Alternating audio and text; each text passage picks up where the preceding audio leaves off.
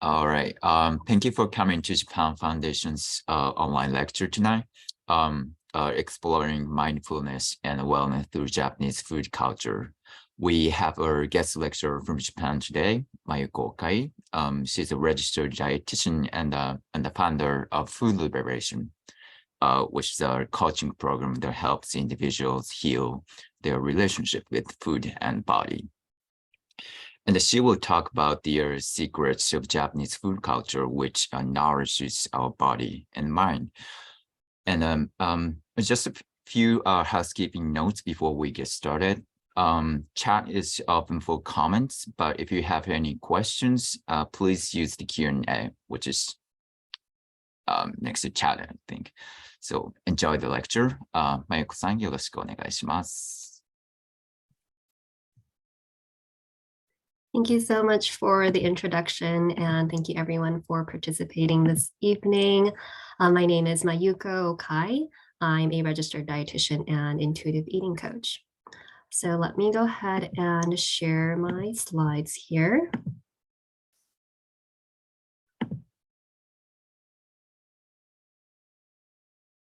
Okay, I hope you are able to see that. All right. So before I dive right into exploring mindfulness and wellness through Japanese culture, I want to share a little bit about life in Japan. So I grew up in the United States, spent 34 years, most of it in California. And about 2 years ago, I moved to Japan during the pandemic. And I live in Nagano. In Nagano, some of you might be familiar with the Winter Olympics in 1998. So yes, it is cold here. And these are all photos that I've taken on my iPhone. So the big picture here is the snow-covered mountains, and there's also the Alps, the Japanese Alps. And also Nagano is famous for soba noodles, and those are that's buckwheat noodle. I'm sure maybe some of you have tried soba in one form or another. Okay, so Nagano has a lot of agricultural, a plethora of agriculture. So it's really nice to be immersed in this nature, which is really, really different from Los Angeles, where I spent about 11 years right before coming to the countryside of Japan. Okay. And I want to share a little bit about the agriculture here. So maybe some of you have had persimmons, and persimmons are very common in Japan. And in the fall, the trees are covered in persimmons. And on the left here, you'll see drying persimmons. So I think this is the early stage of the persimmons drying, and you peel them and just hang them in front of the house, and they shrivel up and they become these soft, very sweet, rich flavored dried fruit, but not like crispy and completely dried up. It's a really nice dessert, and it's a preserved product. So it's a really nice way to preserve produce, which is really important in a cold region in Japan. And in the middle, you'll see grapes. And in the area I live in, we're famous here for wine. And so there's a lot of grapes and for eating and for winemaking. And in Japan, the Japanese people take really good care of produce. And I don't know if this is a benefit or a disadvantage, but fruit can be very, very expensive. So if you go to the grocery store and you just want to buy a bunch of grapes, it's very expensive. It's a delicacy. They're all commonly used for gifts. So you send really nice fruit as gift baskets. And even here on the right side, you'll see these peaches. And a lot of these fruit are covered individually with paper. And I had the honor of working on a vineyard this past summer, which was a really, really neat experience. And we ended up, so what I had to do was cover each bunch of grape with paper.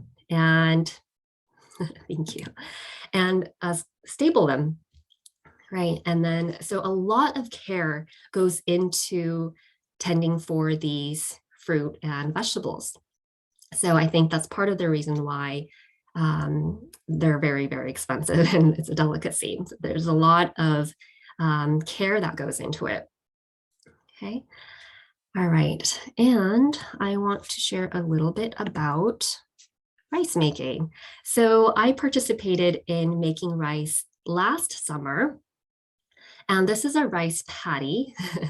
You see people are in this muddy rice patty and starting with planting seedlings, right, into the mud.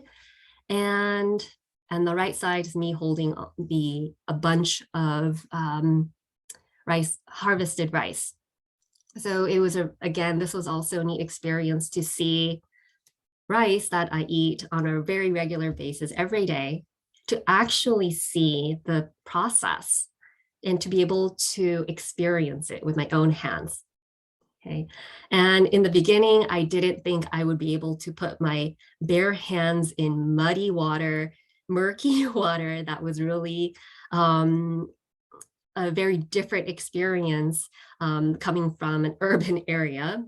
But it was really nice, and it was actually very meditative. The planting of these seedlings, you just continue to plant in a neat row. And it was a really great way to just not think. It's a repetitive process, right? It's a meditation. And it was very similar working on the vineyards, picking the grapes or trimming the grapes. So a lot of these practices are naturally very mindful, and really, really appreciated that. And after the rice was harvested, you take it to a local machine and you put a coin in, and it'll strip. So you have the brown rice and it'll strip the, not the husk, but the brown rice portion in order to make it white rice. And you could actually choose how much you want the rice to be polished. So if you don't want, 100% brown rice, you want them, half polished, you'll come up with partly polished brown rice, or you might have just a regular white rice, right? So just being close to nature, close to agriculture was a really great eye-opening experience for me, for someone who grew up mostly in the city and getting food mostly from the grocery store or sometimes the farmer's market. Okay.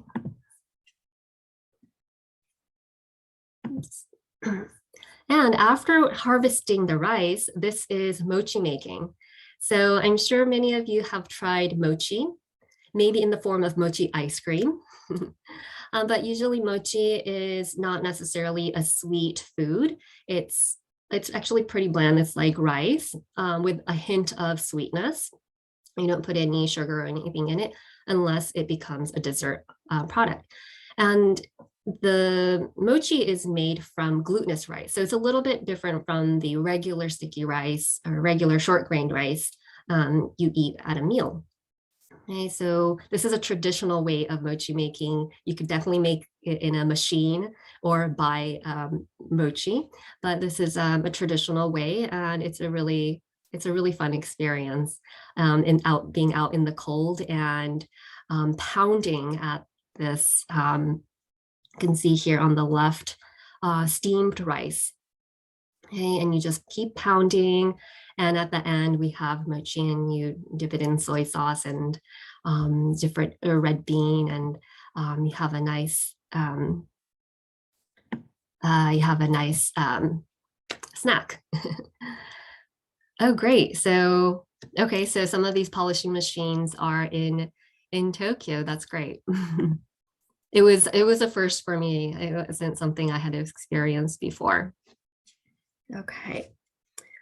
All right. And then one thing I also wanted to share was Japanese food is very, very diverse. In the States, I often saw, sushi and ramen, maybe soba, and, just a few food items, but Japanese food, it's endless.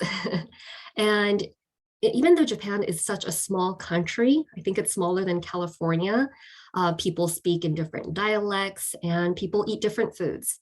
So in one region, they might eat something that they think it's a normal common food across the country, but in another region, they have never even heard of that food.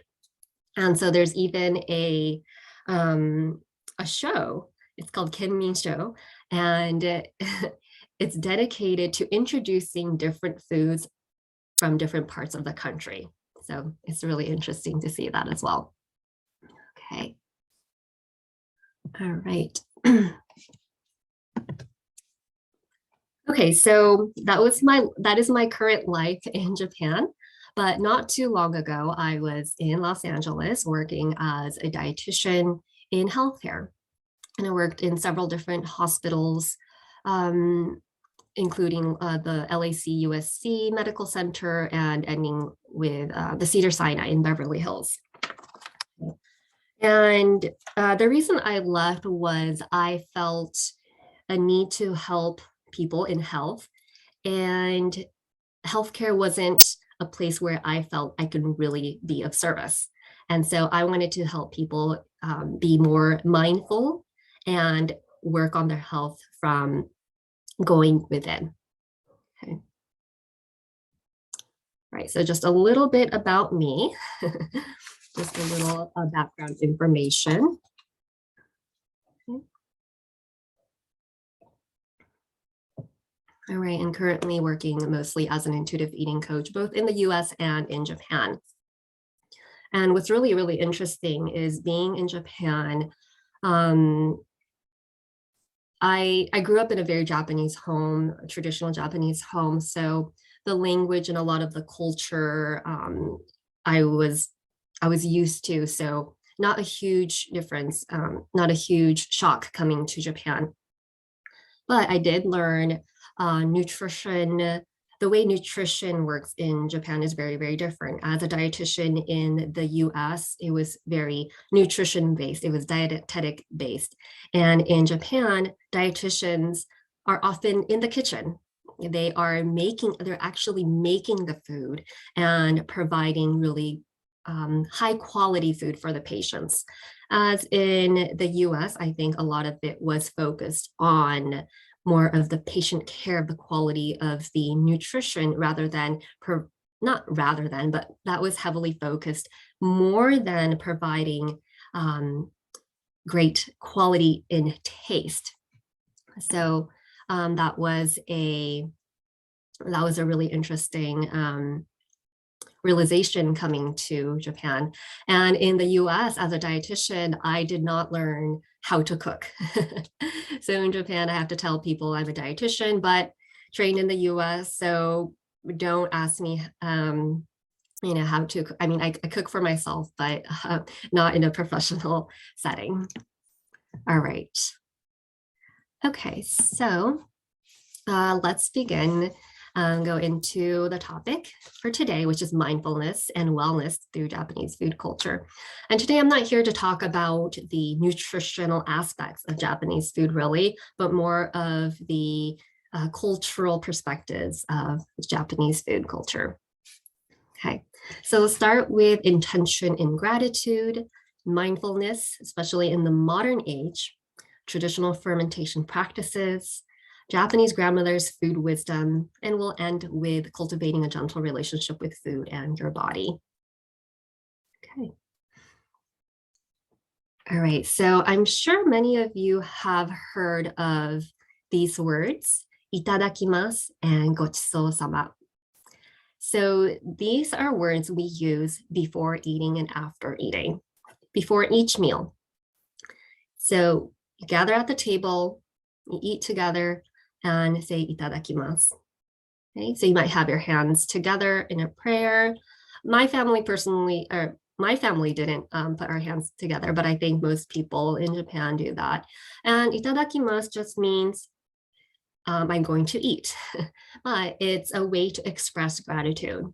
And the gratitude is for whoever provided the food, cooked the food, but also to those who made the food, as in grew the vegetables and rice. And it's just a moment to express thanks. So it's kind of like a Thanksgiving, but you do it every single meal. Okay. And after every meal, you say gochisousama, just again to close the meal and to say thank you.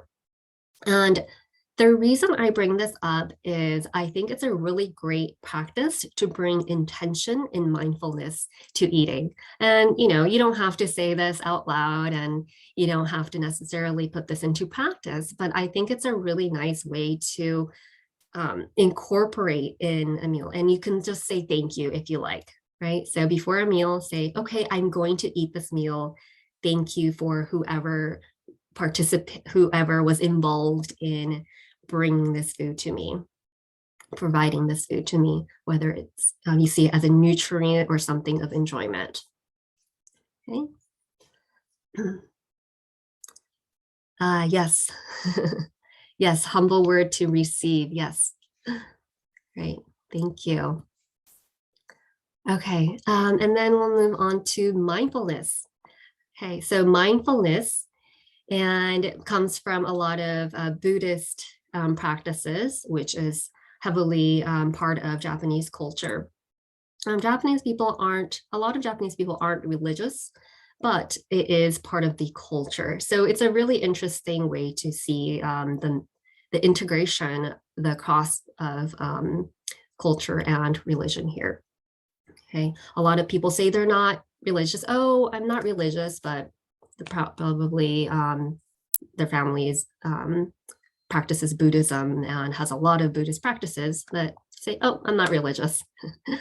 All right, so you might have heard of or seen images of traditional tea ceremony in Japan. And it's matcha.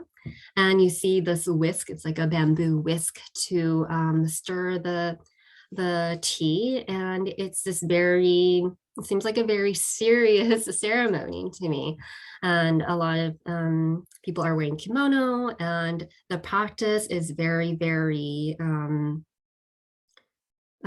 regimented, and you bow in certain moments and certain angles, and it's a very intricate process. And I have participated in some tea ceremonies, but I'm not a professional in any means. But I wanted to share this because I think it's a really great example of Japanese food coming from a very mindful approach. And it's not just tea ceremony. You see calligraphy, right? You see Japanese calligraphy. What else? Ikebana, which is flower arrangement. And, the process is just mindful. And the definition of mindful is being present, right? Being here in the present moment and not thinking about other things, not rushing through, just being here and taking it slowly and just appreciating, a lot of appreciation here. Okay. And another thing I wanted to mention here in the tea ceremony, which is called sado, you eat a small piece of sweets or a confectionery. And here in this image is, I believe this is supposed to be a chrysanthemum.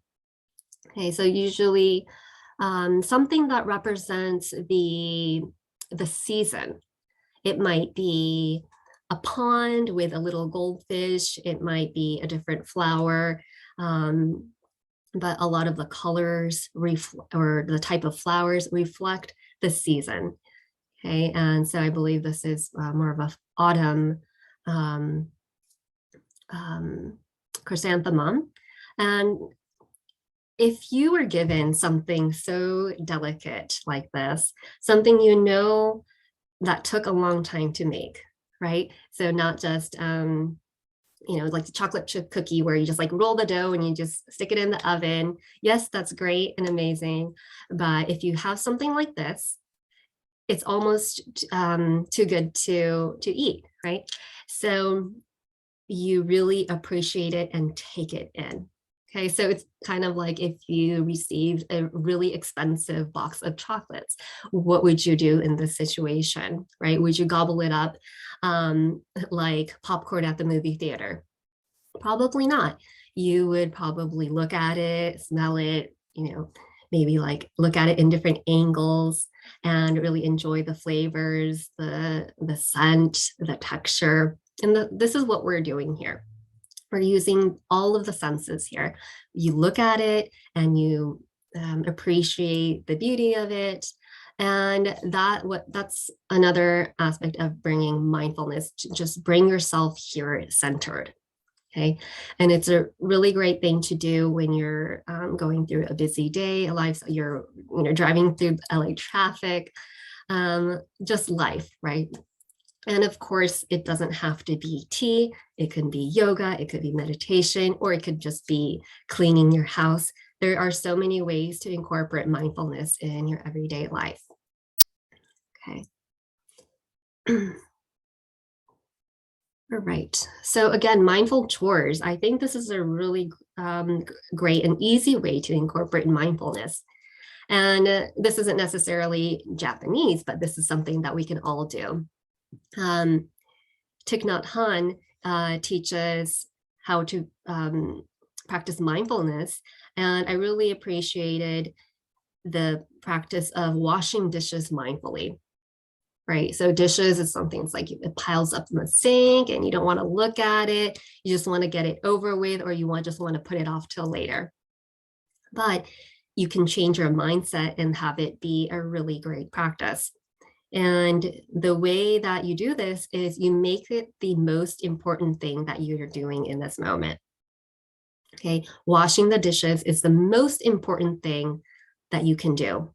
It's not work. It's not other people that you have to tend to. It's not those text messages you have to respond to, or whatever you have to do tomorrow. Right now, the dishes are the most important thing right now. And of course, you can do this with any other house chore, or it could be a walk, right? You can go on a nice walk and just be present and notice the trees, and notice the flowers or the sky, the air, instead of just listening to music with your AirPods, right? So this is something that was more of a natural, common practice in Japanese culture, but also something that is diminishing, especially in a very, very busy lifestyle. Okay. And mindful eating is a really great way to bring in wellness into all of this, right? So mindful eating means eating slowly. And you can do this with, again, the little chrysanthemum wagashi is what we call it. Okay.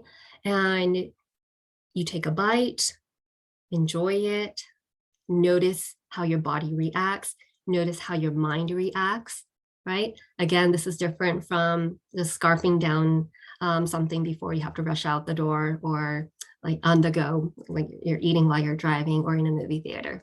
Okay, maybe it's not realistic on a regular, in an everyday setting, but something you can practice once in a while. So I always love to share mindful eating. Okay, and then mokushoku is actually I think it's more of a newer concept. And this is a silent meal. Moku is silent and meal is a meal. And this came up in the pandemic. So when the pandemic happened, and in Japan, we're still masked here. Okay. And kids in school eat together in classrooms. And the food is provided. Everyone eats the same meal, and it's on a tray, and it's a healthy, well-balanced meal. And right now, ever since COVID started, the kids are, I think in most schools, the kids aren't allowed to speak. And I think this is seen as a disadvantage, something that's, boring. And of course, there are so many advantages to eating together, coming together to eat and enjoying your meal. But at the same time, I think there's also a benefit, which is paying attention to what you're eating, And this is actually a form of mindful eating. So I just wanted to share that piece. Okay. All right. So let's see if I have any questions here. Okay, I can answer that later. So mindfulness experience. I want to share a quick exercise with everyone here. And, mindful eating is something I would recommend you all to do at your next meal. But I want to share the concept of interoceptive awareness. Okay, it's kind of a complicated word, but this can be used in eating, and it could be used in just wellness in general. And it really basically means understanding your body's signals, tuning into your body's signals. And oftentimes we dismiss a lot of the signals that our body is sending to our brain. Right. So a great example is working through stress and fatigue, right? Because you have to meet a deadline, or because it's just expected, or you just want to be productive because that is the correct thing to do. That is what is expected in society or in the workplace. Okay, so we're ignoring what the body does or what the body is saying to us. And before, back maybe a few decades ago or a few hundred years ago, people were more aware of what was going on, especially people in Japan. Right now, with a lot of convenient foods, it's not so much the case, but I will go into this with the grandmother's wisdom, that people were more in tune with their bodies. What were their bodies saying? And they didn't have the science. A lot of right now, we have a lot of knowledge. We have a lot of studies and science and facts. We can look up the latest diets and the latest information, the research, and bring that in, right, through our eyes or ears. And we process that in our minds, and then we incorporate that into a practice. But I want to shift that focus into the body. And so this is a mind-body experience. Okay. So let's just take a few moments, and I want you to just be quiet. Okay, so if you're in a place where you can be quiet, close your eyes and just simply breathe for a few moments. I would encourage you to do so. Okay, all right, I'll do the same. And take a deep cleansing breath, a deep inhale through the nose. Open your mouth and let it go.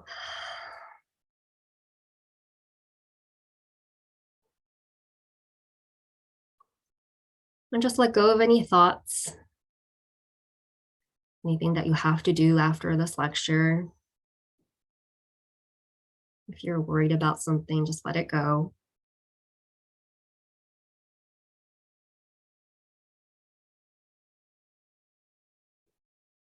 And take a quick scan of your body.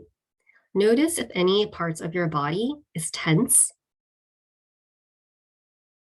Send your breath there and just soften, let go.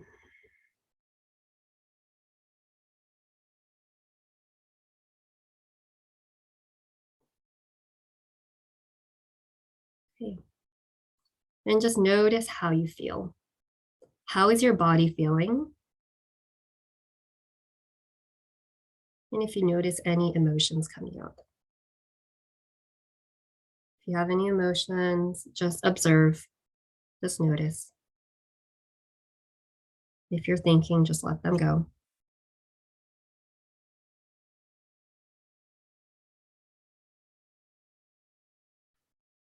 Okay. So notice if you're tired, if you have pain in areas of your body, maybe some pressure or tightness.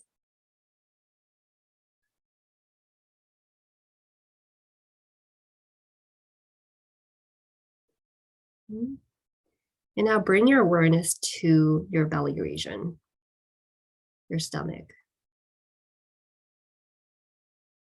I want you to see or ask yourself, am I hungry? And don't ask your brain, ask your body, ask your belly. Is it hungry? And let go of any judgment. You don't have to judge in terms of, oh, I just ate 30 minutes ago. Okay. All right. Notice if you are hungry or if you are full, maybe you just ate a meal and if you are really full. You just gauge how your belly is feeling.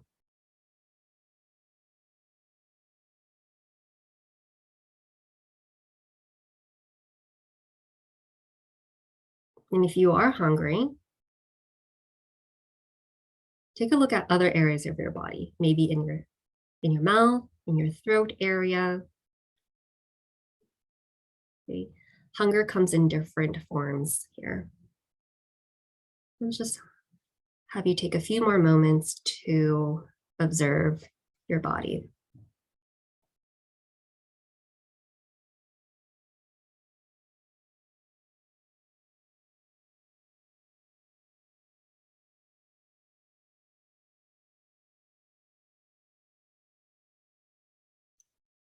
Okay, and you can go ahead and come back.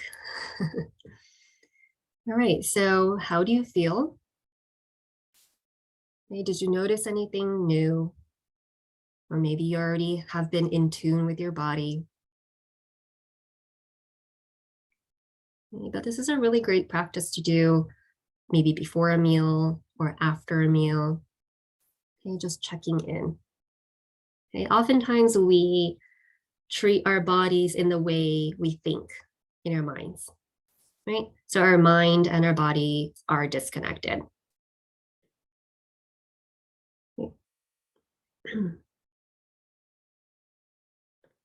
So if you had anything new, I'd love to hear from you. Okay. All right. So you don't necessarily have to think about, okay, it's time for lunch, it's time for dinner, or I just ate. I shouldn't be eating this, right? Our bodies know.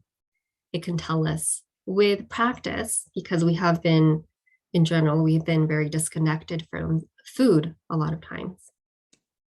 Okay. All right.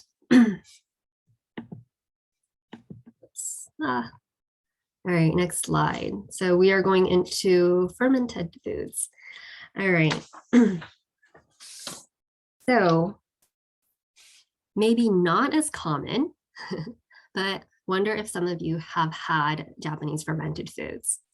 Japanese fermented foods include pickles like nukazuke, which can be like a radish, or pickled cucumbers, pickled carrots, umeboshi, which is a sour plum, and miso soup, of course, natto, which is fermented soybean, and amazake, which is a non-alcoholic or very low in alcohol rice drink. And of course, this is just a few of Japanese fermented foods.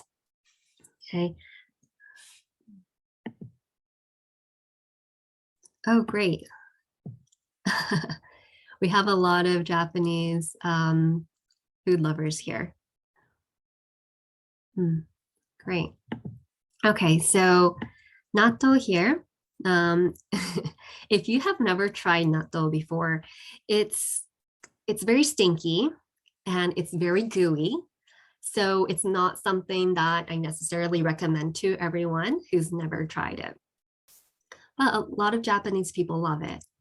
And I think it's very interesting that in the US, especially in California or Los Angeles, people are very health oriented and they want to know what the Japanese people eat, because Japanese people are healthy and they live long, and all of these great things. And so they're eating a lot of Japanese food, and I think some people eat natto because it's so good for you. It's a superfood. But in Japan, it's kind of like eating oatmeal.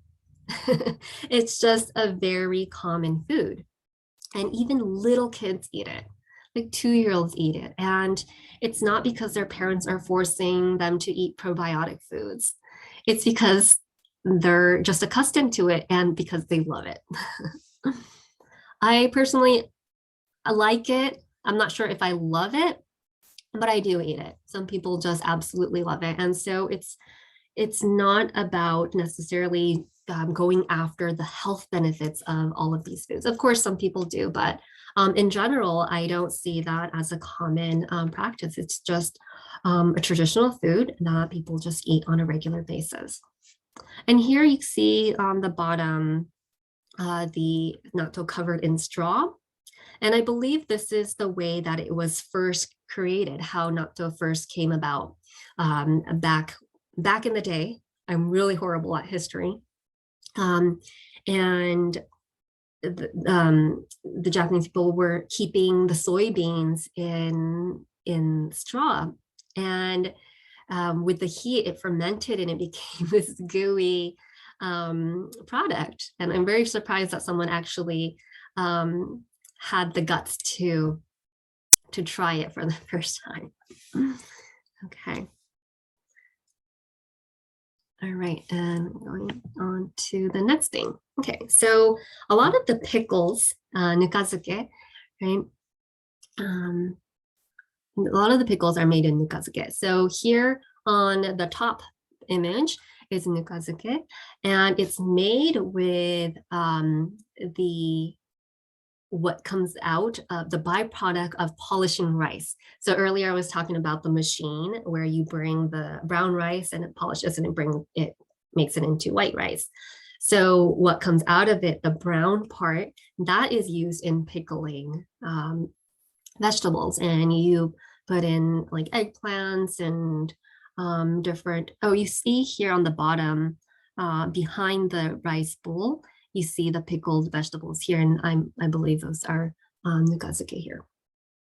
Okay, and you just let it sit for a day or a few days, and you rinse it off and you cut it and you eat it, and it makes a really nice pickle. Okay, this is a very traditional way. I don't think a lot of people make nukazuke, but of course you can buy the readily made ones at the grocery store as well. Okay. Thank you, Barbara. Have a lot more knowledge than I do in Japanese food. Okay, and Andre, is it? It reminds me of French cheese. Yes, definitely. Okay. Oh, yes, and umeboshi here is pickled plum. I personally love umeboshi here. It's a type of plum that's pickled and it's very, very sour. And some of them are sweetened, but a lot of them are salty and very, very tart. Okay, so if you are trying it for the first time, I would just take a small bite. Okay. Okay, and the last one I wanted to share is amazake. And this is, again, a sweet fermented rice drink. And it's either non-alcoholic or has a very small percentage of alcohol. And in Japan, even the kids drink this. It's more of a kind of like a dessert. It's kind of like a rice pudding with the texture of a rice porridge. It's very thick and it's quite sweet. So if you are trying it for the first time, it's not anything surprising or shocking like natto or umeboshi, I assume, but it might be a cool thing to try. It actually kind of reminds me of horchata. Okay, and this is made from a koji, so again, a fermented drink, and it's just a common, it's a hot beverage actually, usually. I think you can drink it cold as well. And so often in the winter time, we have this in Japan. Okay. All right, so just a little bit on Japanese grandmother's wisdom. Okay, and I wanted to share this because when I I grew up in California, but every summer I spent with my grandparents in Tokyo. And I'm not exactly sure if they were just really excited to have us, but we would stay for about a month. And every morning for breakfast, the whole dining table was covered with food. Okay. There was grilled fish. We had the option of rice and toast. There was yogurt and miso soup, and of course, the pickles and natto. And like it was a feast every morning. And I'm not sure, I don't think most people eat that way. Especially nowadays, people are eating, very simple things like toast or yogurt, or not even eating breakfast. It's very, very similar to, the Western cultures now. Okay. But it's very, very common to have grilled fish for breakfast. Maybe you'll experience that if you go to a hotel in Japan. Okay. And so it was really nice to be able to have a lot of options and to have a lot of great food to start off the day. Okay. And one of my favorite things was eating raw egg over rice with soy sauce. And I know that sounds, not so great if you've never tried it, but in Japan, it's very, very common, and there's not, people weren't scared of the salmonella, like as in the US. And I never had it in the US, but every time I came to Japan, I would put an egg over rice. And it's just a very common food. And I think there's actually restaurants now that serve or specialize with specialized eggs over rice, raw egg over rice. Okay. All right. And I wanted to share, grandmother's wisdom because, back then they didn't have the science. They didn't know about, all of the probiotics and the fiber and all of the fatty acids and amino acids and all of these things, which are very common in Japanese food. Right. And people just kind of knew, they just knew from different teachings and what was passed on. And I believe that people listened to their bodies more, right? They just kind of knew what worked well with their bodies. Okay. Okay. And here I wanted to share one way that I think people kept a healthy balance. So growing up in the US, I grew up with the pyramid, what was it called? The food pyramid, right? This is now outdated and we no longer use it, but the bottom was grains, and then you go up into fruits and vegetables and meats and fats and things like that. So you would look at the pyramid to see what foods maybe you're lacking in a meal and what you should incorporate. But this is just a way that traditional Japanese people, I believe, went by. Okay, and this is called mago wa yasashi. Mago is grandchild. Yasashi is kind. So grandchild is kind, or generous or nice or something. Okay, it's just an easy way to remember. Okay, so ma is for mame, which is beans. Okay, so you make sure to incorporate some kind of beans into your meal, or maybe just even in the day. Okay, goma is sesame seeds, and this could be other forms of nuts or seeds. And then wakame. Okay, for wakame is seaweed. Okay, and yasai is vegetables, sakana, fish, shiitake. You've heard of shiitake mushrooms, because this is any kind of mushroom. Okay, and imo is potato or a type of yam, like root vegetables. So just going through this list, you would know, oh, I'm missing beans today, or oh, maybe let's sprinkle some sesame seeds because we didn't have that for a couple days. Maybe you're eating chicken, so oh, let's incorporate fish. And of course, Japanese people ate more fish back in the day. Not so much today. Okay. And growing up, I was told to incorporate food from the mountains and food from the ocean. So seaweed would be from the ocean, and mushroom would be from the mountains. Okay, so it was just more of a balancing. It's kind of like eating the rainbow and eating nutrient-rich foods to just balance out and make sure that you are incorporating different types of nutrients, even if you aren't really sure of what exactly is going into your body. All right. Sure, I'm okay on time here. Okay. And, again, unfortunately, the traditional practice are diminishing, even in Japan.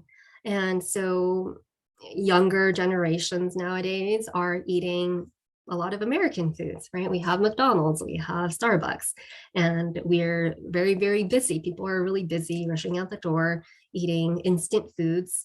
We have konbinis everywhere, which is like a 7-Eleven or, those convenience stores. It's around, you can get them even in rural areas. We have vending machines, even if there are no shopping malls, we have access to convenient foods. So we are moving away from healthier, mindful practices and moving into quick, easy, a lot of flavor, and maybe less nutrient dense foods. Okay. And so I think it's a really great reminder to go back and reflect. Oh, what did my grandparents eat? Okay. What did people eat 100 years ago? Right. And just even if it's not on a regular basis, maybe taking a step back and looking at your food and saying, okay, what am I missing? What do I want to eat? What does my body crave? Okay. And this actually ties into what I do in helping people cultivate a healthy relationship with food and their body. Okay. It's really about the mind and body connection. It's less about getting the latest research on, whether 3 cups of coffee is the right amount for cardiac health, or maybe it's 1 cup, or maybe it's none. Maybe vegan is the way for longevity, or maybe it's paleo, right? So there's a lot of mixed messages on how we should eat. And the key word here is should. We're eating based on information. We have a lot of information that we can find in the media. We can just Google and find a lot of information on how we should take care of our body, how we should eat. And this goes also into diet culture, right? Shrinking our bodies because we should be thinner. We should be losing weight in order to be healthy, in order to be accepted. Okay, but I help people move away from that if they are feeling trapped, and moving towards a more mindful experience and taking care of their body as a whole and becoming more healthy in the mind and body. Okay, and I have here expressing emotions. And this is one thing that I see a lot of Japanese people here have trouble expressing emotions. I know in the US, people are very expressive for the most part. And if they're having a hard time, people go to therapy or talk to others and receive that help. They're open to receive. And unfortunately, that's not necessarily the case a lot of the times in Japan. So I'm also helping people with that, express a little bit more. Okay. Right. And one thing I really want to stress here is to enjoy food, right? Enjoy eating. This should be a positive experience rather than, okay, I'm putting in this nutrient and this nutrient. Let me bring in these amino acids and these oils, and those are nutrients, and I want more people to enjoy food for what they are and to be able to enjoy it with their eyes and all of their senses. Okay. And so I believe it's, of course, what we eat is important, but I don't want you to ignore how we eat, how we see food, how we view food, and not be so tense or hung up on what we should and shouldn't be doing. Okay, and okay, I know we are coming to an end here. So my job, again, is to help people cultivate a gentle relationship, a harmonious relationship with food and body, letting go of diet culture.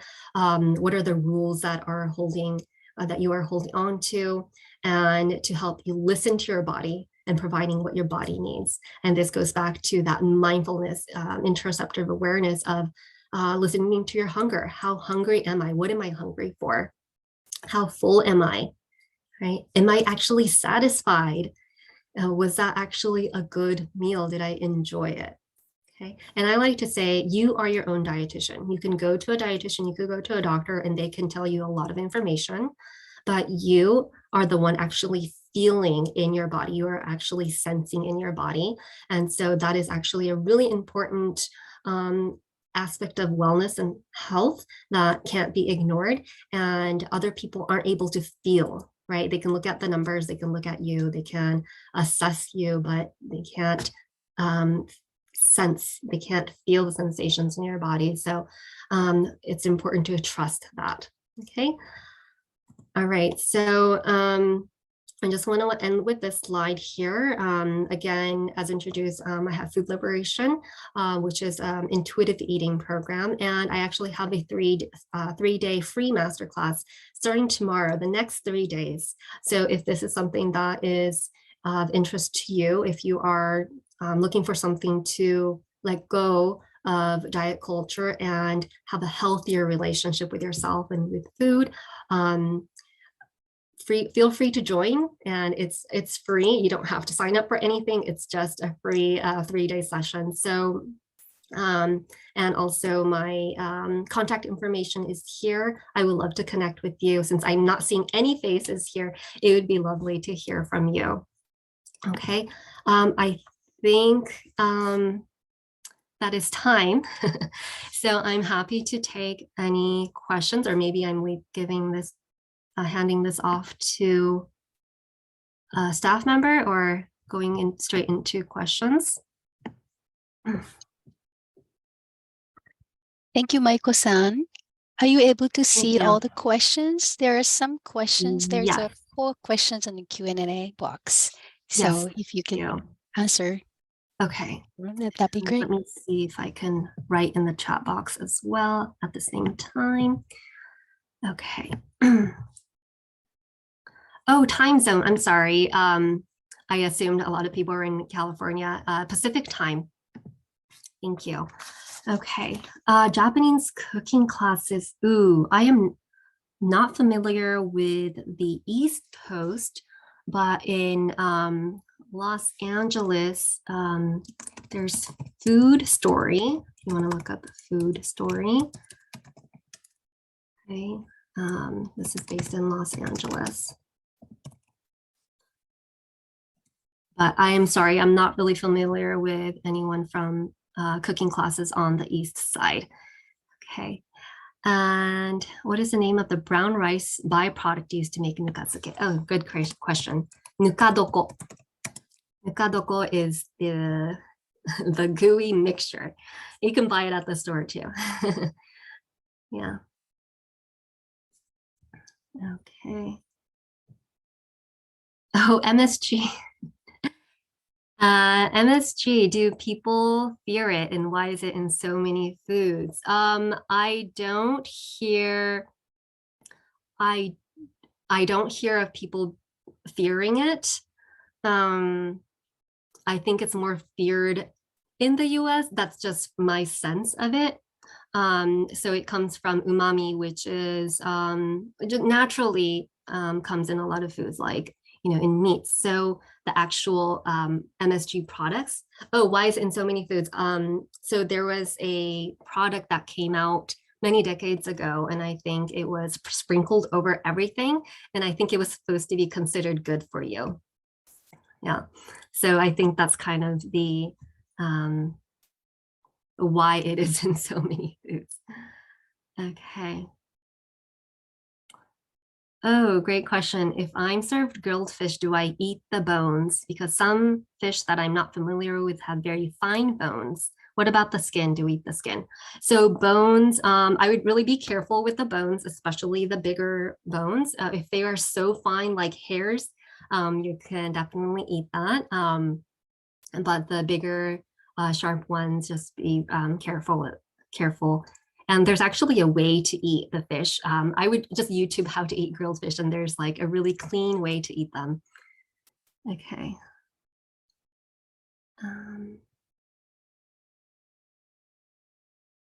Yes, Nukadoko, you can buy them in, can you buy them in Mitsuwa? If someone knows, please let me know. I am not sure, maybe. I'm sure you can buy them online. It comes in like a package. Japanese breakfast spot in Los Angeles. Ooh, let's see. I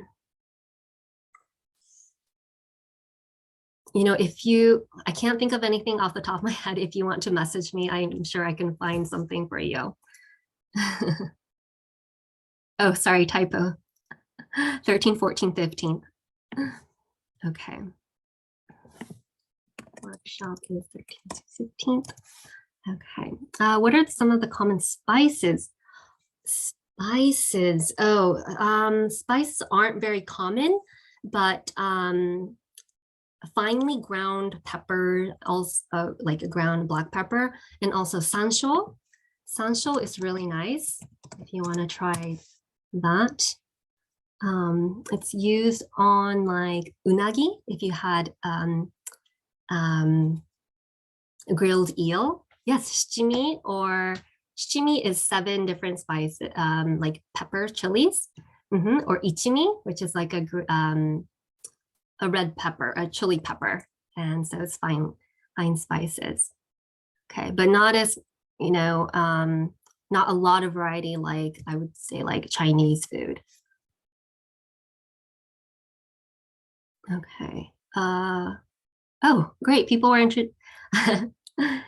People have some recommendations for Japanese breakfast. What can you eat natto with? So you can actually eat this with a lot of foods. Typically, it's on rice, and it usually has a packet of like a soy sauce. It's not straight soy sauce, but it's like a soy sauce mix, and you stir it. It's good to mix it a lot, okay, with chopsticks, and it's going to be super gooey, and you just put it over rice. You can mix it with raw egg, which is more maybe not something you're comfortable with. Or you can mix it with, you could put in little chopped green onions. You can do also like sashimi. You can do like maguro. That's actually, you can eat that in like an izakaya too. There's a lot of things you can do. Takuan, like those, it's another type of pickle you can do. Name of my intuitive eating coaching is Food Liberation. Yeah, if you can access the QR code, it'll take you to my page, or you can access my Instagram. Great. Yes, pasteurized eggs. Thank you. Okay, did I miss anything? I'm sorry if I did.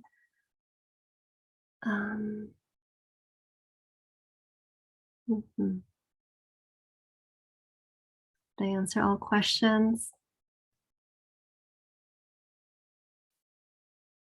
Thank you. Thank you so much for your time today. And I'm happy to chat with you if you want to just send me a message or connect with me through Instagram, or you're free to join one of my workshops.